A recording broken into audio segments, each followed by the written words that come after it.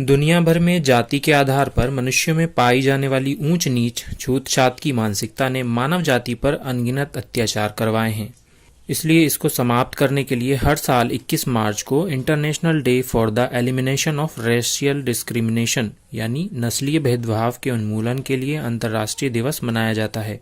इस अवसर पर आपको बताते चलें कि इस्लाम धर्म की शिक्षाओं ने मानव इतिहास में सफलतापूर्वक इस विपत्ति का उन्मूलन किया है। इस विषय से संबंधित कुछ शिक्षाएं आपकी सेवा में प्रस्तुत हैं।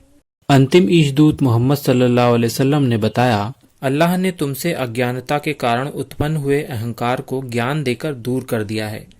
सारे लोग केवल दो प्रकार के होते हैं, एक धर्मपरायण जिनसे अल्लाह प्रेम करता है और दूसरे पापी जो अल्लाह के सामने महत्वहीन है।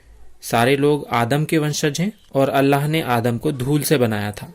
यानी जो व्यक्ति भी आपको ऐसा दिखे जो जाति, वंश आदि के आधार पर मानव में भेदभाव करता है, पहली बात तो आप समझ जाइए कि वह चाहे कितना ही पढ़ा लिखा क्यों ना हो, वास्तव में इलिटरेट है। दूसरी बात यह है कि सभी मनुष्यों में सिर्फ उनके आचरण के आधार पर भेद किया जा सकता है। तीसरी बात यह है कि सारे मनुष्य आपस में भाई भाई हैं क्योंकि सभी एक ही माता पिता की संतान हैं। चौथी बात यह है कि सभी मनुष्य मिट्टी से यानी अर्थ एलिमेंट्स से बने हैं और एक ना एक दिन मिट्टी ही में मिल जाना है, इसलिए घमंड करने का कोई कारण ही नहीं है।